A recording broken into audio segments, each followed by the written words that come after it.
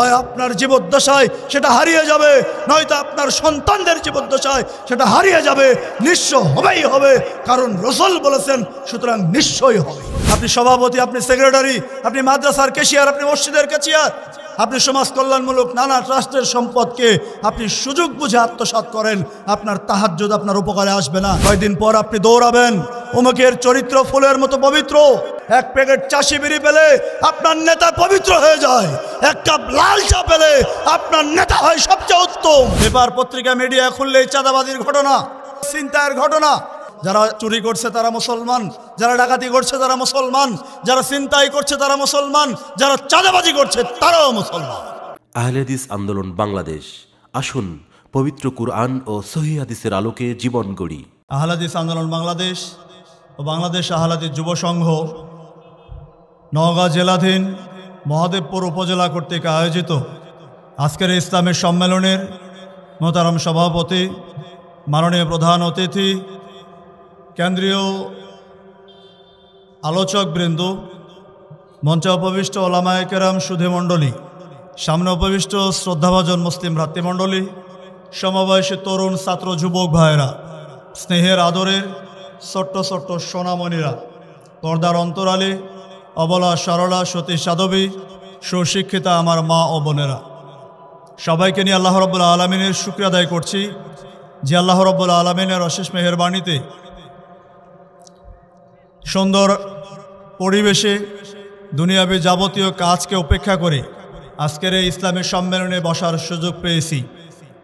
এতে কি খুশি না বেজার?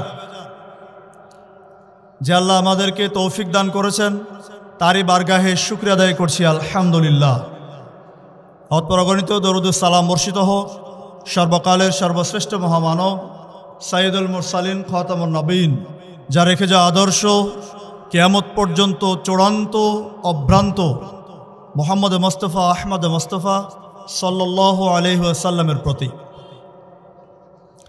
প্রিয় ভ্রাতৃমণ্ডলী, হারাম উপার্জনের স্বরূপ এই শিরোনামে সময়ের প্রতি খেয়াল রেখেই আজকের আলোচনা পেশ করার প্রয়াস পাবো ইনশাআল্লাহুল আজিজ। হালাল এবং হারাম দুটি স্পষ্ট বিষয়। আল হালালু বাইয়িন ওয়াল হারামু বাইয়িন। হালাল স্পষ্ট, হারাম স্পষ্ট। হালাল পন্থায় উপার্জনের মাধ্যমে জীবিকা নির্বাহ বৈধ। হারামকে যে কোনো মূল্যে বর্জন করা জান্নাত পিয়াসী মুমিনের কর্তব্য। দুনিয়াবী জৌলুসে প্রতারিত হয়ে দুনিয়ায় সুখী স্বাচ্ছন্দ্য জীবনের ধোকায়, শয়তানি প্ররোচনায় আমরা অনেক সময় হালালের সীমারেখাকে ক্রস করে হারামে লিপ্ত হয়ে যাই, যা নিতান্তই গর্হিত, মুমিনের জন্য নেহায়েত অন্যায়। হারাম উপার্জন জান্নাতের প্রতিবন্ধকতা সৃষ্টি হয়। হারাম উপার্জনের বরকত নষ্ট হয়ে যায়। হারাম উপার্জন মানুষকে সাময়িক আনন্দ দিলেও হারাম উপার্জন তার আত্মা প্রশান্ত হয় না। হালাল এবং বৈধ রিজিক ভক্ষণের বিষয়ে আল্লাহ রাব্বুল আলামিন বলছেন সূরা আল বাকারা 168 আয়াতে, ইয়া আইয়ুহান নাস, হে জনগণ, কুলু মিম্মা ফিল আরদ হালালান তাইয়্যিবা, তোমরা খাও এবং পৃথিবীতে যা হালাল এবং পবিত্র। ওয়ালা তাত্তাবিউ খুতুওয়াতিশ শায়তান, এবং শয়তানের পদাঙ্ক অনুসরণ করো না।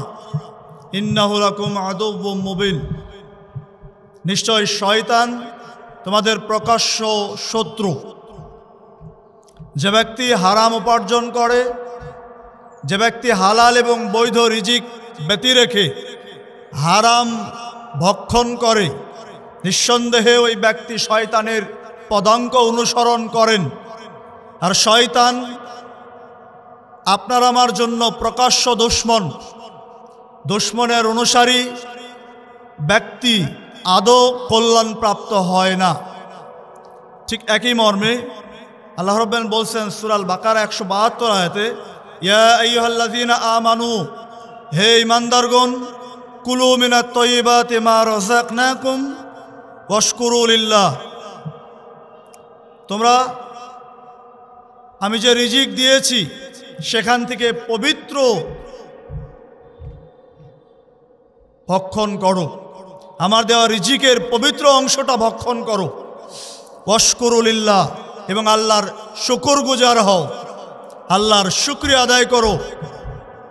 হালালের মধ্যে আপনি যতটুকু পেয়েছেন, আল্লাহ রাব্বুল আলামিন আপনার আমার তাকদিরে যতটুকু রেখেছেন, সর্বাত্মক প্রচেষ্টা পরেও যা আপনি উপার্জন করতে পেরেছেন ততটুকুতেই আপনি সন্তুষ্ট হবেন, এটা আল্লাহ রাব্বুল আলামিনের নির্দেশ।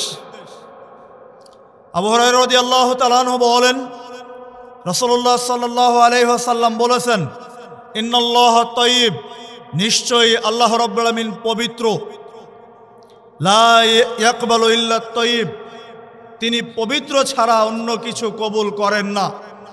তিনি নিজে পবিত্র, তিনি কবুল করেন পবিত্র। আপনি হারাম উপার্জন দিয়ে অপবিত্র সম্পদ যদি আল্লাহ রাস্তায় কোটি টাকাও দান করেন, দিনের পথে যদি আপনি বহু অর্থ ব্যয় করেন, সেটা যদি হালাল না হয়, আল্লাহ রাব্বুল আলামিন নিজে পবিত্র, তিনি পবিত্রটাই গ্রহণ করেন, অপবিত্রটা নয়। আন্নাল্লাহ আমারাল মুমিনিনা বিমা আমারা বিহিল মুরসালিন, রাসূলুল্লাহ সাল্লাল্লাহু আলাইহি সাল্লাম বলছেন, তিনি মুমিনদেরকে যে বিষয় নির্দেশ দিয়েছেন, রসুলদেরকেও ঠিক একই বিষয় নির্দেশ দিয়েছেন। কি দিয়েছেন? ইয়া আইয়ুহার রাসূল মিনাত তাইয়্যিবাতি ওয়া'মালু সালিহান, তিনি রসুলগণকে নির্দেশ দিয়েছেন, তোমরা আমার হে রসুলগণ, তোমরা পবিত্র রিজিক থেকে ভক্ষণ করো, ওয়া'মালু সালিহান, সৎ আমল করো। তিনি মুমিনদেরকে কি নির্দেশ দিয়েছেন? ঠিক একই মর্মে তিনি নির্দেশ দিয়েছেন, ইয়া আইয়ুহাল্লাযীনা আমানু কুলু মিনাত তাইয়্যিবাতি মা রাযাকনাকুম, হে ঈমানদারগণ, তোমরা আমার দেওয়া পবিত্র রিজিক থেকে ভক্ষণ করো। তাহলে বৈধ রিজিক ভক্ষণের বিষয়ে তিনি যেমন মুমিনদেরকে নির্দেশ দিয়েছেন, রসুলদেরকেও ঠিক একই নির্দেশনা দিয়েছেন। এরপরে রাসূলুল্লাহ সাল্লাল্লাহু আলাইহি ওয়াসাল্লাম এক ব্যক্তির উদাহরণ পেশ করছেন, সুম্মা যাকারা রাজুলু ইউতিলু সাফারা আশআসা আকবারা, যে ব্যক্তি সফরে আছেন, মুসাফির হালত, চুলগুলো এলোমেলো, উস্কো খুস্কো চেহারা, মুসাফির অবস্থায়, ইয়ামুদ্দু ইয়াদাইহি ইলা সামায়ে, তার দুই হাত আকাশের দিকে উত্তোলন করেছেন, ইয়া রব্বি ইয়া রব্বি, কাতর কণ্ঠে মুসাফির হালতে দুহাত উত্তোলন করে একাকী ওই ব্যক্তি আল্লাহর কাছে প্রার্থনা করছেন, ইয়া রব্বি ইয়া রব্বি, হে আমার পালনকর্তা, হে আমার প্রতিপালক, হে আমার রব। মুসাফির হালতে কোন বান্দা যদি আল্লাহর কাছে দোয়া করে, সে দোয়া আল্লাহ কবুল করেন। কোন ব্যক্তি যদি একাকী নির্জনে আল্লাহর কাছে দু হাত তুলে প্রার্থনা করেন, আল্লাহ রাব্বুল আলামিন তার খালি হাত ফিরিয়ে দিতে লজ্জাবোধ করেন। এই ব্যক্তি মুসাফির, এই ব্যক্তি দু হাত তুলেছেন, এই ব্যক্তি আল্লাহর কাছে কাতর কণ্ঠে প্রার্থনা করছেন, ইয়া রব্বি ইয়া রব্বি, হে আমার রব, হে আমার প্রতিপালক। কিন্তু রাসূলুল্লাহ সাল্লাল্লাহু আলাইহি সাল্লাম বলছেন, ওয়া মাতআমুহু হারামুন, কিন্তু ওই ব্যক্তির খাদ্য হারাম, ওয়া মাশরাবুহু হারামুন, কিন্তু ওই ব্যক্তির পানীয় হারাম, ওয়া মালবাসুহু হারামুন, ওই ব্যক্তির পোশাক হারাম, ওয়া বুগযিয়া বিল হারাম, ওই ব্যক্তির সার্বিক জীবিকা নির্বাহ সবই হারাম। ফাআন্না ইস্তাজাবু লিযালিক, কি করে ওই ব্যক্তির দোয়া কবুল হতে পারে? সহিহ মুসলিমে হাদিসটি পাবেন 1015, তিরমিজিতে হাদিসটি পাবেন 2979, মিশকাতুল মাসাবিতে হাদিসটি পাবেন 2760। দেখুন, দোয়া কবুলের অন্যতম দুটি শর্ত তার মধ্যে আছে। তিনি মুসাফির হালতে আছেন, তিনি একাকী আল্লাহর কাছে দু হাত তুলে প্রার্থনা করছেন, তবু আল্লাহ রাসূল বলছেন, এই ব্যক্তি কাতর কণ্ঠে দু হাত তুলে আল্লাহর কাছে প্রার্থনা করছেন বটে, কিন্তু কি করে তার দোয়া কবুল হবে? সে যে খাদ্য খেয়েছে তা হারাম, সে যে পোশাক পরেছে তা হারাম, সে যে পানীয় পান করেছে তা হারাম, তার জীবিকা নির্বাহ সবই হারাম, সুতরাং তার দোয়া কবুল হতে পারে না। প্রিয় বন্ধুরা আমার, সুতরাং হালাল উপার্জন যতটুকু হবে ততটুকুতেই সন্তুষ্ট থেকে তুষ্ট থেকে হালালের মধ্যে আপনাকে সীমাবদ্ধ থাকতে হবে। হারাম যে কোনো মূল্যে বর্জন করতে হবে, বর্জন করতে আমি বাধ্য। হারাম উপার্জনের স্বরূপ এক, ওজনে পরিমাপে কম দেওয়া। এটা এখন ব্যাপকতা লাভ করেছে। ওজনে পরিমাপে সর্বত্র কম দেওয়া হচ্ছে। যখন আপনি বাজারে যাবেন মাছ কিনতে, 2 কেজি মাছ কিনবেন, বাড়িতে আনে দেখবেন 100 গ্রাম কম, 50 গ্রাম কম। আপনি গোশত কিনতে যাবেন, গোশত কিনে এনে বাড়িতে যদি পরীক্ষা করে দেখেন, দেখবেন অধিকাংশ জায়গাতেই কম। আপনি কাপড় কিনবেন, 5 গজ কাপড়, 10 গজ কাপড়, দেখবেন 2 ইঞ্চি 3 ইঞ্চি কোথাও কোথাও কম। এটা হর হামেশাই দেখা যাচ্ছে। গোশতের দোকানে দেখবেন আপনি গোশত কেনার পরে সেই কসাই বাহাদুর আপনাকে একটু বেশি দিবে, যে হাড়টা সুন্দর আপনাকে ফ্রি দিয়ে দিলাম। আপনি হাড় সহ মেপে দেখবেন তবুও পূরণ হয় না। এই দৃশ্য অনেকের আছে। যদি কোনো ব্যক্তি ব্যবসায়িক ক্ষেত্রে ওজনে কম দেন, পরিমাপে কম দেন, তাহলে ওজনে কম দিয়ে পরিমাপে কম দিয়ে যে অর্থ উপার্জন করলেন, এই অর্থ চূড়ান্ত হারাম। আল্লাহ রাব্বুল বলছেন সূরা মুতাফফিফিন 83 নম্বর সূরার 1 থেকে 6 নম্বর আয়াতগুলো অনেকের পরিচিত। তিনি বলছেন ওয়াইলুল লিল মুতাফফিফিন, ওয়াইলুন ধ্বংস হোক, দুর্ভোগ তাদের জন্য, লিল মুতাফফিফিন যারা মাপে কম দেয়, দুর্ভোগ মাপে কম দানকারীদের জন্য। তাদের পরিচয়টা কি? আল্লাযীনা ইযা তালু আলান নাসি ইস্তাউফুন, আল্লাযীনা যারা ইযা তালু আলান নাস মানুষের কাছ থেকে যখন মেপে নেয়, ইস্তাউফুন তখন তারা পূর্ণ মাত্রায় মেপে নেয়। নিজে যখন গ্রহণ করে তখন পূর্ণ মাপ দিয়ে সে গ্রহণ করে। ওয়া ইযা কালুহুম আর যখন সে অন্যকে মেপে দেয়, আও ওয়াজানুহুম অথবা ওজন করে দেয়, ইখসিরুন সে দেওয়ার সময় তাকে কম দেয়। নিজে যখন গ্রহণ করে তখন সে পূর্ণ মাত্রায় নেয়, অন্যকে যখন পরিমাপ করে দেয় বা ওজন করে দেয় তাহলে ওই ব্যক্তি দেওয়ার সময় কম দেয়। আল্লাহ রাব্বুল আলামিন তাদের উদ্দেশ্যে বলছেন ওয়াইলুল লিল মুতাফফিফিন, দুর্ভোগ তাদের জন্য যারা পরিমাপে কম দান করে। এরপর আল্লাহ রাব্বুল আলামিন বলছেন আলা ইয়াযুন্নু উলাইকা আন্নাহুম মাবউসুন, তারা কি চিন্তা করে না যে তারা পুনরুত্থিত হবে? লিয়াউমিন আযীম, কোন দিন? সেই মহান দিবসে, অর্থাৎ কিয়ামতের দিবসে তারা পুনরুত্থিত হবে। এইটা কি তারা চিন্তা করে দেখে না? দুনিয়াবীর জীবনের আনন্দ ফুর্তি করে মৃত্যুবরণ করলেন, এটা আপনার জীবনের অধ্যায় শেষ নয়, বরং দুনিয়াবী জীবনের যে মানুষকে কম দিয়ে, ওজনে পরিমাপে কম দিয়ে ঠকিয়েছেন, তারা কি চিন্তা করে না যে মৃত্যুর পরে আবারও তারা পুনরুত্থিত হবে, কিয়ামতের ময়দানে তাদেরকে উত্থিত হবে, দুনিয়াবী কৃতকর্মের সমস্ত হিসাব তাদেরকে সেদিন দিতে হবে? এই চিন্তা কি তারা করে না? ইয়াউমা ইয়াকুমুন নাসু লিরাব্বিল আলামিন, সেদিন মানুষ দণ্ডায়মান হবে বিশ্ব প্রতিপালকের সম্মুখে। আজকে আপনি গোপনে একজনকে কম দিয়েছেন, আজকে আপনি গোপনে একজনকে ঠকিয়েছেন, ওজনে পরিমাপে কাল কিয়ামতের মাঠে বিশ্ব প্রতিপালক মহান আল্লাহ রাব্বুল আলামিনের দরবারে সম্মুখে যখন আপনি দণ্ডায়মান হবেন, সেই দণ্ডায়মানকে আপনি কি ভয় পান না? সেদিন আপনার প্রতিটি কর্মের হিসাব দিতে হবে।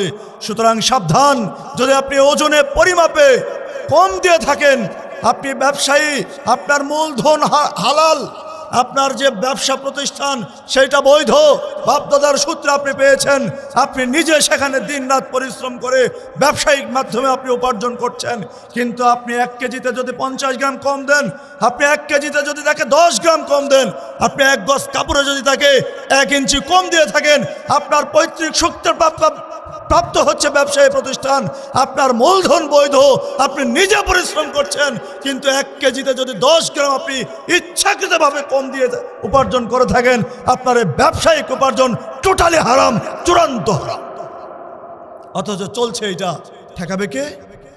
প্রিয় বন্ধুরা আমার, 2, ইয়াতিমের মাল আত্মসাৎ করা হারাম। আপনার ভাই মারা গেছেন, ছোট্ট মাসুম বাচ্চা রেখে গেছেন, ইয়াতিম অসহায় সন্তান আপনি লালন পালন করছেন, নৈতিক দায়িত্ব আপনার উপরে এসে যায়। এবার আপনি তাকে লালন পালনের নামে ইয়াতিমের সম্পদ আপনি আত্মসাৎ করছেন, ইয়াতিমের হক আপনি নষ্ট করছেন। ইয়াতিম বালেগ বয়সে উপনীত হওয়ার পরে আপনি তার হক বুঝিয়ে দিতে চান না, আপনি যার অংশ তাকে বুঝিয়ে দিতে চান না। পাবে যতটুকু আপনি দিচ্ছেন তার চাইতে কম, পাবে যতটুকু ততটুকু আপনি না দিয়ে তাকে ঠকিয়েছেন। সে ছোট্ট মানুষ কিছুই বোঝে না। সাবধান, যে উপার্জন করছেন আপনি এতিমকে ঠকিয়ে এতিমের অর্থ আত্মসাৎ করছেন, এই অর্থ চূড়ান্ত হারাম। কাল কিয়ামতের মাঠে আল্লাহর কাঠগড়ে আপনাকে দাঁড়াতে হবে, হিসাব আপনাকে দিতে হবে। আল্লাহ রাব্বুল আলামিন বলছেন, ইন্নাল্লাযীনা ইয়াকুলুনা আমওয়ালাল ইয়াতামা যুলমান, যারা অন্যায়ভাবে জুলুম করে ইয়াতিমের মাল ভক্ষণ করে, ইন্নামা ইয়াকুলুনা ফি বুতুনিহিম নারান, তারা যেন তাদের পেটে নারান আগুন প্রবেশ করালো, জাহান্নামের আগুন যেন সে ভক্ষণ করলো। এরপর আল্লাহ রাব্বুল আলামিন বলছেন, ওয়াসায়াসলাউনা সাঈরা, তারা অতি সত্বর জাহান্নামে প্রবেশ করবে। আপনি আপনার পরিবারের এতিম সন্তানের কিছু সম্পদ আত্মসাৎ করলেন, পরিবারের এতিম সন্তানের কিছু জমি আপনি আত্মসাৎ করলেন। আপনি এই এতিমের সম্পদ আত্মসাৎ করে যেটা খেয়েছেন, মনে রাখবেন আল্লাহ রাব্বুল আলামিনের দায়িত্বহীন ঘোষণা, আপনি সম্পদ খান নাই। আপনি এতিমের সম্পদ খেয়ে মনে করছেন আপনি বিরিয়ানি খেয়েছেন না, আপনি এতিমের সম্পদ খেয়ে মনে করছেন আপনি গোশত খেয়েছেন না, আপনি এতিমের সম্পদ খেয়ে মনে করছেন আপনি পেটে সুস্বাদু খাবার ভক্ষণ করেছেন। জি না, আল্লাহ রাব্বুল আলামিনের দায়িত্বহীন ঘোষণা, ওই খাদ্যটা যেন জাহান্নামের আগুন হিসাবে আপনি ভক্ষণ করলেন, আপনার পেটে জাহান্নামের আগুন প্রবেশ করালেন। প্রিয় বন্ধুরা আমার, আপনি একটু চিন্তা করেন, এই চিত্র আজকে সমাজের অধিকাংশ জায়গায় এতিমরা আজকে হক বুঝে পায় না, এতিমরা তাদের সম্পদ বুঝে পায় না, এতিম সন্তানরা তাদের অধিকার পায় না। হয় তার চাচা কর্তৃক নষ্ট হয়, হয় তার অন্যান্য আত্মীয় স্বজন কর্তৃক নষ্ট হয়। অধিকাংশ ক্ষেত্রে এই চিত্র বাংলাদেশে দেখা যায়। এতিমরা আজকে অবহেলিত, এতিমরা আজকে নির্যাতিত, এতিমরা আজকে জুলুমের শিকার, এতিমের সম্পদ আজকে তসরুফ হয়ে যায়। অথচ এতিমদের লালন পালন এত ফজিলতপূর্ণ, এতিমের রক্ষণাবেক্ষণ করা এত গুরুত্বপূর্ণ। একটা হাদিস মাত্র দেখুন, সহিহ বুখারীর হাদিস 5304 আপনি পাবেন, মিশকাতুল মাসাবিতে পাবেন 4952। রাসূলুল্লাহ সাল্লাল্লাহু আলাইহি সাল্লাম বলছেন, আনা ওয়া কাফিলুল ইয়াতীমি ফিল জান্নাহ, আমি এবং ইয়াতীম লালন পালনকারী, যে ব্যক্তি কোনো ইয়াতীম লালন পালন করবে, আমি এবং ওই ইয়াতীম লালন পালনকারী জান্নাতে থাকবো। হা কাজা, এইভাবে ওয়া আশারা বিশাবাবাতি ওয়াল উস্তা ওয়া ফাররাজা বাইনাহুমা শাইআন, তিনি বলছেন তর্জনী এবং মধ্যমা আঙ্গুলি, দুইটা আঙ্গুল এভাবে ইশারা দিয়ে দেখিয়ে তিনি বলছেন, পাশাপাশি রেখে বলছেন, এই দুই আঙ্গুল যেমন পাশাপাশি আছে, কাল কিয়ামতের মাঠে এতিম লালন পালনকারী দুনিয়াতে যারা থাকবে তারা আমার সাথে জান্নাতে অনুরূপ পাশাপাশি থাকবে। সুবহানাল্লাহ বলবেন না? এই সৌভাগ্য আছে এতিমের, যদি আপনি রক্ষণাবেক্ষণ করেন, এতিম প্রতিপালনের দায়িত্ব যদি আপনি গ্রহণ করেন, এতিমদের সম্পদ যদি আপনি হক রক্ষা করেন, এতিমের যদি যথাযথ দায়িত্ব পালনের মাধ্যমে তাকে বালেগ বয়সে পরিণত করে তার হক তাকে বুঝিয়ে দিতে পারেন, কাল কিয়ামতের মাঠে রাসূলুল্লাহ সাল্লাল্লাহু আলাইহি ওয়াসাল্লামের সাথে পাশাপাশি জান্নাতে থাকবেন। তর্জনী এবং মধ্যমা আঙ্গুল যেমন পাশাপাশি থাকে, এতিম লালন পালনকারীর সাথে রাসূলুল্লাহ সাল্লাল্লাহু আলাইহি ওয়াসাল্লাম ঠিক অনুরূপ পাশাপাশি থাকবেন। এই অংশে আপনাদের কাছে আমরা দাবি রাখব, আহলে হাদিস আন্দোলন বাংলাদেশ কেন্দ্রীয় উদ্যোগে এতিম প্রতিপালন করা হয়। 350 এতিম, প্রায় 350 এতিম এখন প্রতিপালিত হচ্ছে। যাদের সুযোগ আছে, যাদের সামর্থ্য আছে, এতিম প্রতিপালনের জন্যে মাসিক ডোনার হিসাবে আপনারা নিজের নাম অন্তর্ভুক্ত করাবেন। সর্বনিম্ন 50 টাকা থেকে ডোনার অন্তর্ভুক্ত করানো হয় মাসিক। সর্বোচ্চ একজন এতিমের মাসিক 3000 টাকা খরচ হয়। যাদের সুযোগ আছে একজন এতিমের দায়িত্ব নিতে পারেন, এই সম্পদ বিফলে যাবে না। কাল কিয়ামতের মাঠে আল্লাহর কাছে পূর্ণ প্রতিদান পাবেন, আল্লাহর কাছে যদি কবুলযোগ্য হয়, এর বিনিময়ে রাসূলের সাথে পাশাপাশি জান্নাতে থাকার সৌভাগ্য পাবেন ইনশাআল্লাহ। 3, চুরি ডাকাতি, ছিনতাই, চাঁদাবাজি, আত্মসাৎ ইত্যাদির মাধ্যমে যদি অর্থ উপার্জন করেন, এই অর্থ চূড়ান্ত হারাম। আজকে দেখেন বাংলাদেশের এমন একটা সিচুয়েশন এখন চলছে, পেপার পত্রিকা মিডিয়া খুললেই চাঁদাবাজির ঘটনা, পেপার পত্রিকা মিডিয়ায় চোখ বুলালেই দেখবেন ছিনতাইয়ের ঘটনা, পেপার পত্রিকা খুললে আপনি দেখবেন অর্থ লোপাটের চিত্র আপনি দেখতে পাবেন। অথচ যারা করছে তারা মুসলমান, যারা চুরি করছে তারা মুসলমান, যারা ডাকাতি করছে তারা মুসলমান, যারা ছিনতাই করছে তারা মুসলমান, যারা চাঁদাবাজি করছে তারাও মুসলমান। আল্লাহ রাব্বুল আলামিন বলছেন সূরা নিসা 4 নম্বর সূরার 29 আয়াতে বলছেন, ইয়া আইয়ুহাল্লাযীনা আমানু, ওহে ঈমানদাররা শুনে রাখো, লা তাকুলু আমওয়ালাকুম বাইনাকুম বিল বাতিল, তোমরা একে অন্যের মাল অন্যায়ভাবে ভক্ষণ করো না, একজন আরেকজনের সম্পদ অন্যায়ভাবে তোমরা আত্মসাৎ করো না।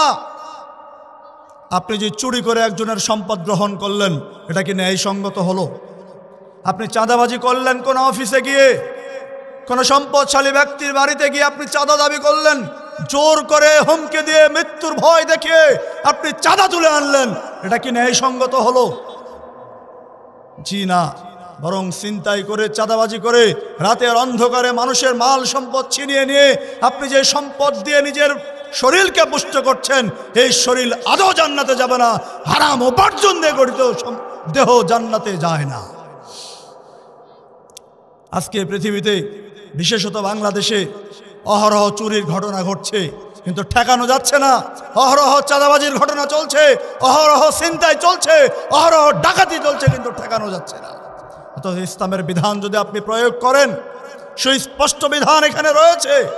সূরা আল মায়েদা 5 নম্বর সূরার 38 আয়াতে আল্লাহ রাব্বুল আলামিন বলছেন, ওয়াস-সারিকু ওয়াস-সারিকাতু, চোর যদি পুরুষ হোক চাই নারী হোক, ফাকতাউ আইদিয়াহুম জাযাআন বিমা কাসাবাত নাকালাম মিনাল্লাহ, পুরুষ হোক চাই নারী হোক, চোর যেই হোক না কেন, তার শাস্তি স্বরূপ তার হাত কেটে দিন। আল্লাহ রাব্বুল আলামিনের চূড়ান্ত নির্দেশনা, আল্লাহর পক্ষ থেকে এটাই হবে তার দণ্ড। আপনি যদি এই নওগাঁতে একজন চোরকে ধরে প্রকাশ্য দিবালোকে চুরির পরিমাণ অনুযায়ী তার হাত কেটে দেন, আমার বিশ্বাস নওগাঁ জেলার তৃণমূল থেকে শুরু করে একদম শহর পর্যন্ত সর্বত্র চুরি ডাকাতি বন্ধ হয়ে যাবে। কিন্তু কই, আজকে চুরি করছেন, ধরা পড়ছে, কালকে সে জামিন পেয়ে যায়, পরের দিন সে আবার চুরি করতে যায়।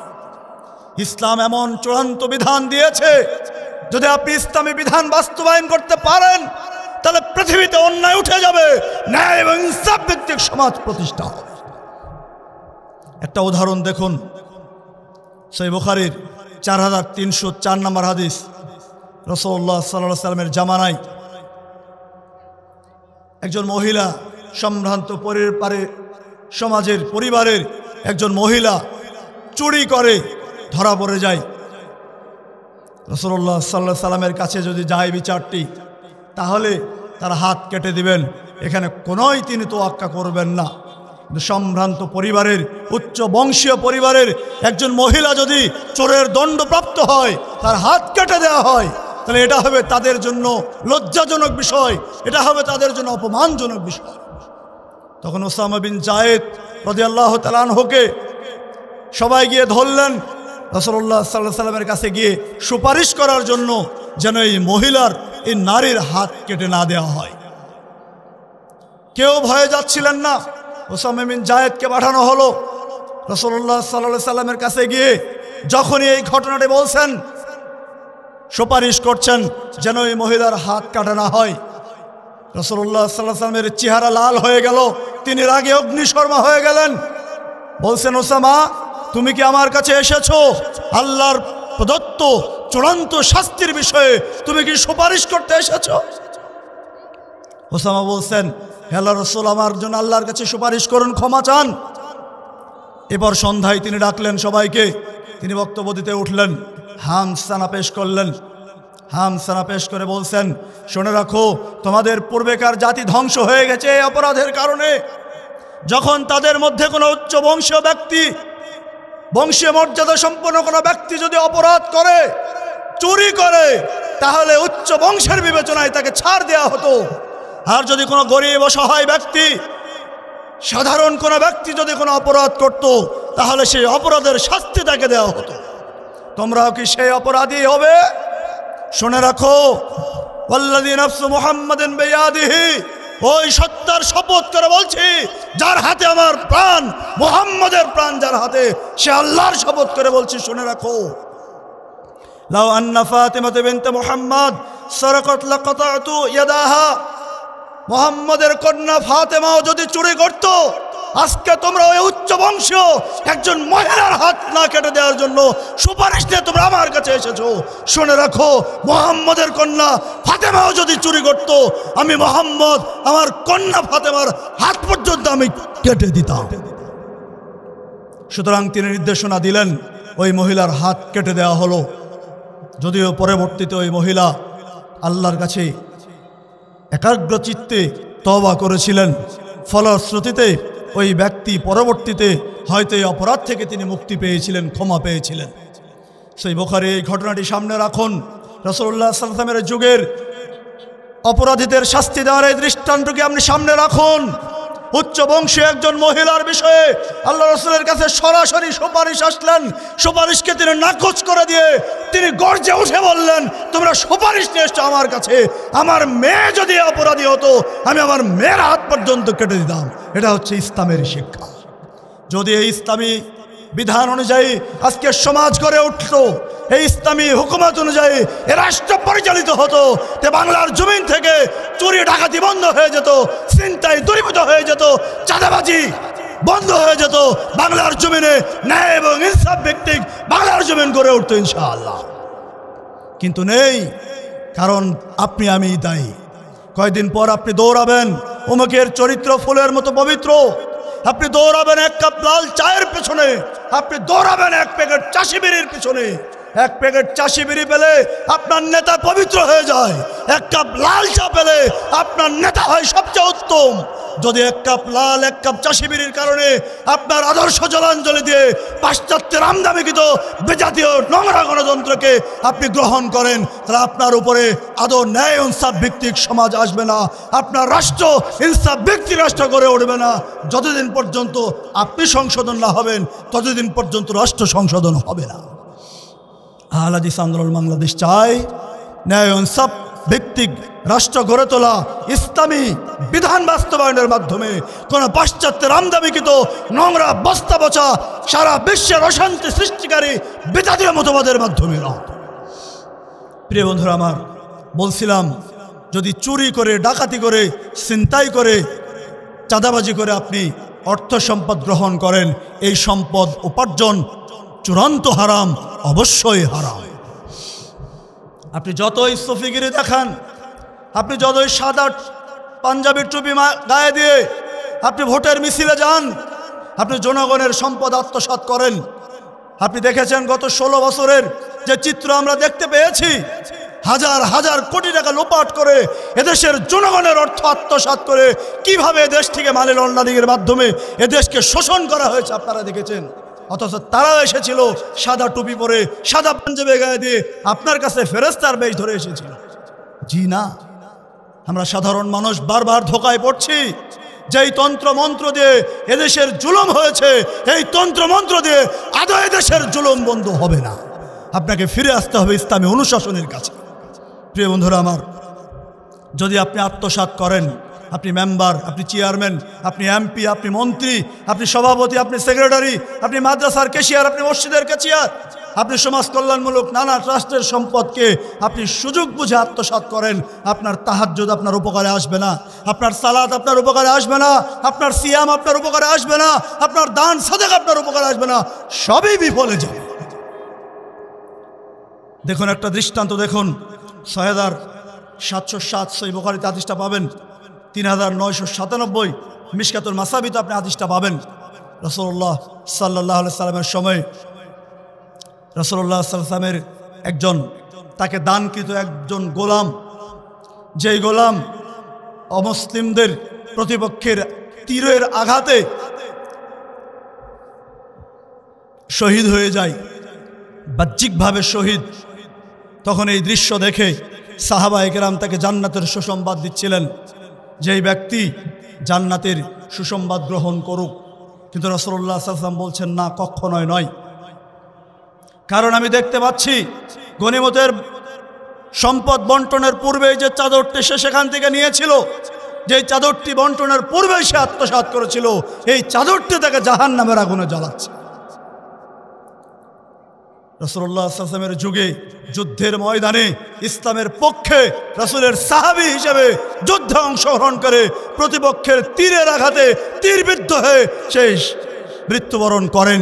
সাহাবায়ে কেরাম তাকে জান্নাতের সুসংবাদ শোনাচ্ছেন, অথচ রাসূলুল্লাহ সাল্লাল্লাহু আলাইহি ওয়াসাল্লাম বলছেন, জি না, বরং আমি দেখতে পাচ্ছি যে গনিমতের মাল বন্টনের পূর্বে যে চাদরটি নিয়েছিল, এই চাদরটির কারণে সে জাহান্নামের আগুনে জ্বলছে। এরপর তিনি বলছেন, শিরাকুন মিন নার আও শিরাকান মিন নার। রাসূলুল্লাহ সাল্লাল্লাহু আলাইহি ওয়াসাল্লাম বলছেন, জুতার একটি ফিতা যদি কেউ আত্মসাৎ করে, জুতার দুইটি ফিতা যদি কেউ আত্মসাৎ করে, জুতার দুইটি ফিতা যদি কেউ আত্মসাৎ করে, এই জুতার ফিতা তাকে জাহান্নামে নিয়ে যাবে। জুতার একটি ফিতাও যদি কেউ আত্মসাৎ করে, এই জুতার একটি ফিতাও তাকে জাহান্নামে নিয়ে যাবে। এই কথা যখন রাসূলুল্লাহ সাল্লাল্লাহু আলাইহি ওয়াসাল্লাম বললেন, সাহাবায়ে কেরাম ভয়ে ভীত হয়ে, ইচ্ছায় অনিচ্ছায়, জেনে না জেনে, যে যতটুকু ছোট থেকে ছোট অংশ গনিমতের মাল থেকে যার কাছে যেটা রয়ে গিয়েছিল, সেগুলো এনে আল্লাহ রসুলের কাছে জমা করছেন। আল্লাহ রসুলের কাছে সব জমা দিয়ে দিলেন। রাসূলুল্লাহ সাল্লাল্লাহু আলাইহি ওয়াসাল্লাম কথা বললেন, যদি দুইটা জুতার ফিতা কেউ আত্মসাৎ করে, এই দুইটা জুতার ফিতাও তাকে জাহান্নামে নিয়ে যাবে। একটা জুতার ফিতা যদি কেউ আত্মসাৎ করে, একটা জুতার ফিতাও তাকে জাহান্নামে নিয়ে যাবে। মেম্বার সাহেব, আপনি যে ভিজিটিং কার্ড নিজের পরিবারের নামে, নিজের পরিচিত জনের নামে আপনি অন্তর্ভুক্ত করে বস্তাকে বস্তা চাল আপনি নিজের গোডাউনে আত্মসাৎ করেছেন, আপনার কি হবে? এমপি সাহেব, আপনি যে রাস্তার কাজ চাঁদাবাজি করে 40%, 50% অর্থ আপনি চাঁদা নিয়েছেন, আপনি তাহাজ্জুদের ওয়াজ করেন, বছরে বছরে রমজান মাসে আপনি উমরাতে যান, আপনি সুযোগ পেলে হজেও যান, আপনি এলাকায় দান সাদাকার জন্যে দানবীর হিসাবে আপনার সুনাম আছে। কিন্তু আপনি যে ওই যে জনগণের সম্পদ আত্মসাৎ করেছেন, হাজার হাজার কোটি টাকা, আপনার কি হবে? সুতরাং সাবধান। আপনি প্রতিবেশীর সম্পদ আত্মসাৎ করেছেন, আপনি প্রতিবেশীর জমি এক বিঘত আপনি অন্যায়ভাবে জোর করে নিয়েছেন, আপনাকে সাবধান হতে হবে। কারণ যদি আপনি চুরির মাধ্যমে, ডাকাতির মাধ্যমে, ছিনতাইয়ের মাধ্যমে, রাহাজানির মাধ্যমে আপনি যদি অন্যের সম্পদ আত্মসাৎ করেন, এই সম্পদ আপনাকে জাহান্নামের আগুনে নিয়ে যাবে, আপনি রক্ষা পাবেন না। প্রিয় বন্ধুরা আমার, সুতরাং সাবধান। আজকে রাজনীতিবিদরা নামে বেনামে যে চাঁদাবাজির মহোৎসব চলছে, আগের কি আর পরের কি সবই যে সমান হয়ে গেছে, ন্যায় ইনসাফের স্লোগান ছাড়া কিছুই আর অবশিষ্ট নয়। আজকে ব্যবসায়ীরা অতিষ্ঠ, আজকে ধনী ব্যক্তিরা অতিষ্ঠ। চাঁদাবাজদের এমন দৌরাত্ম্য, যেন চাঁদাবাজি করাটাই তার বৈধতা পেয়েছে। 5ই আগস্টের পরে যেন চাঁদাবাজির লাইসেন্স পেয়ে সে আনন্দে আত্মহারা হয়ে প্রকাশ্যে দিবালোকেও চিন্তায় করছে, ক্যামেরার সামনেও সে চাঁদাবাজি করছে। প্রিয় বন্ধুরা আমার, ইসলাম এটাকে পারমিট দেয় না, ইসলাম এটাকে অনুমোদন দেয় না, ইসলাম এটাকে বৈধতা দেয় না। যদি আপনি 1টি টাকা কারো আত্মসাৎ করেন, অন্যায়ভাবে যদি চাঁদাবাজি করেন, আপনার এই 1টি টাকায় জাহান্নামে যাওয়ার জন্য যথেষ্ট হতে পারে। সুতরাং হে মুসলিম ভাই ও বোন, সাবধান। 4 নম্বর, সুদের মাধ্যমে উপার্জিত অর্থ হারাম। সুদের মাধ্যমে উপার্জিত অর্থ হারাম। কিন্তু আজকে আপনার আমার চিত্রটা কি? কোনো না কোনোভাবে এর সাথে আমরা সম্পৃক্ত হয়ে গেছি। কেউ ব্যাংক ঋণের মাধ্যমে, কেউ ক্ষুদ্র ঋণের মাধ্যমে, কেউ গ্রামীণ ব্যাংকের মাধ্যমে, কেউ আশার মাধ্যমে, নানা এনজিও আজকে আপনার ঘরে ঘরে ঢুকেছে। ইচ্ছায় অনিচ্ছা আপনি এনজিওর মাধ্যমে সম্পৃক্ত হয়ে নিজেকে হারামখোরদের মধ্যে সামিল করছেন। আপনার পরকাল সম্পর্কে আপনি উদাসীন, অথচ সুদ চূড়ান্ত হারাম। আল্লাহ রাব্বুল আলামিন বলছেন, ইয়া আইয়ুহাল্লাযীনা আমানু, হে ঈমানদারগণ, ইয়া আইয়ুহাল্লাযীনা আমানুত্তাকুল্লাহ ওয়া যারু মা বাকিয়া মিনার রিবা, সুদের অবশিষ্ট যা রয়েছে তা তুমি বর্জন করো, তা তোমরা ছেড়ে দাও। ইন কুনতুম মুমিনিন, যদি মুমিন হয়ে থাকে।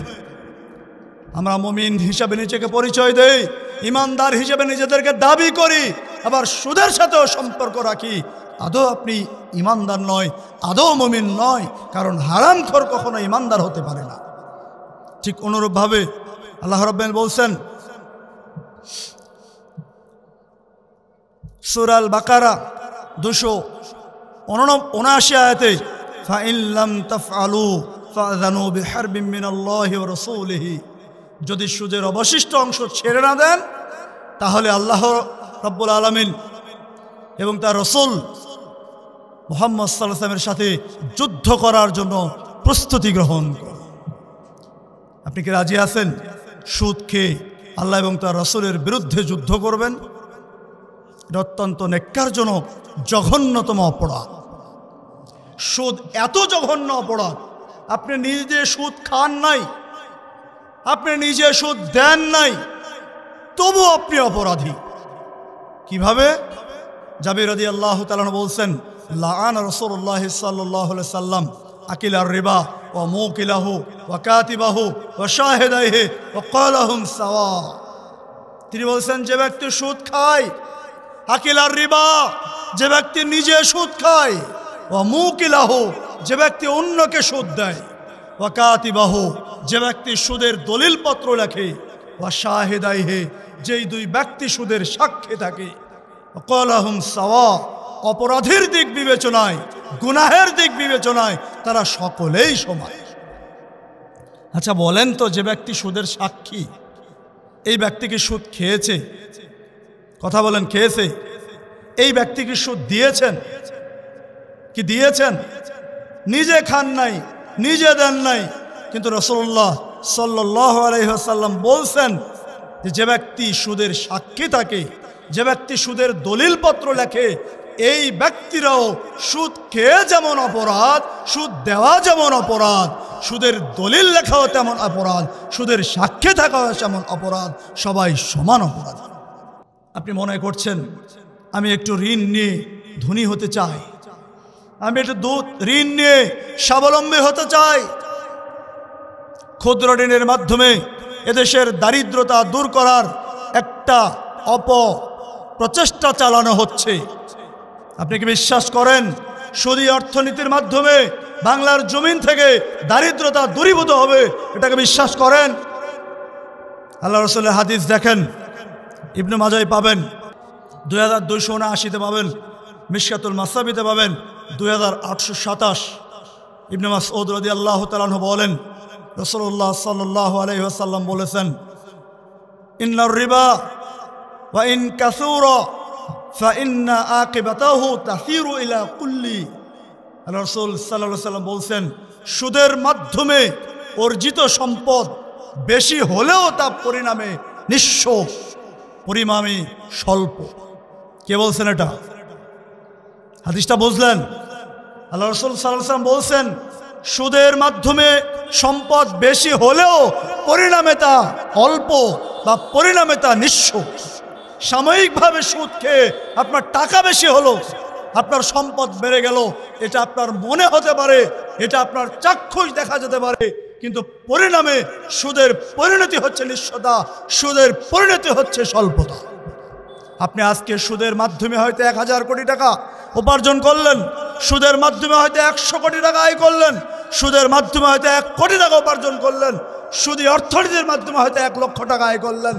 এটা হয়তো আপনার চোখের সামনে সম্পদ বেশি মনে হচ্ছে, কিন্তু রাসূলুল্লাহ সাল্লাল্লাহু আলাইহি সাল্লামের ঘোষণা অনুযায়ী সুদের মাধ্যমে অর্জিত সম্পদ দেখতে বেশি হলেও, সম্পদ বেশি মনে হলেও পরিণামে সেটা নিঃস্ব থেকে নিঃস্ব হবেই।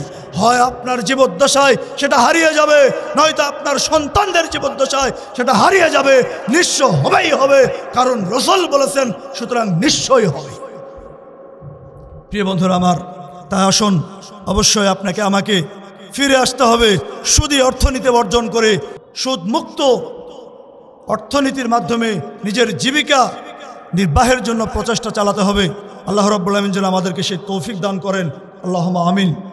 5 নাম্বার সর্বশেষ যে বিষয়টা, বাংলাদেশ আহলাদিস যুব সংঘের কেন্দ্রীয় সভাপতি শেখ শরীফুল ইসলাম মাদানী তিনি স্টেজে চলে এসেছেন। আলোচনা বাড়ানোরও সুযোগ নেই।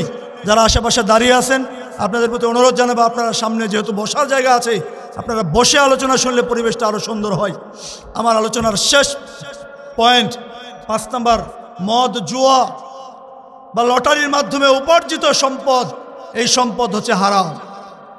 আমরা যদি শুধু রাস্তায় মাইক শুনি, মামা যদি লাইগা যায় 10 টাকায় ভাগ্যের পরীক্ষা, 100 সিসি, কি বলেন দেখি, 100 সিসি মোটর সাইকেল 10 টাকার বিনিময়ে ভাগ্য পরীক্ষা, এবার দৌড়াচ্ছেন 20 টাকা নিয়ে দুটো টিকিট করার জন্য। জান নাই জীবনের টিকিট করেন নাই, এরকম কয়জন আছে একটু দেখাবেন? সংখ্যা খুবই কম। মানে চেষ্টা করেছেন যদি একটা মোটর সাইকেল পাওয়া যায়, 10টা টাকায় তো যদি চলে যায়, সমস্যা কোথায়? জি না, লটারির মাধ্যমে উপার্জিত সম্পদ হারাম। মদ বিক্রির মাধ্যমে যদি, মদের ব্যবসার মাধ্যমে উপার্জিত সম্পদ হারাম। জুয়া খেলার মাধ্যমে যদি উপার্জন হয় সেটাও হারাম, চূড়ান্ত হারাম। আল্লাহ রাব্বুল আলামিন বলছেন, ইয়া আইয়ুহাল্লাযীনা আমানু ইন্নামাল খামরু ওয়াল মাইসিরু ওয়াল আনসাবু ওয়াল আজলামু রিজসুম মিন আমালিশ শাইতান ফাসতানিবুহু লাআল্লাকুম তুফলিহুন। হে ঈমানদারগণ, নিশ্চয় মদ, জুয়া, প্রতিমা পূজা, ভাগ্য নির্ধারণী স্বরসমূহ, এগুলো শয়তানি অপবিত্র কর্ম।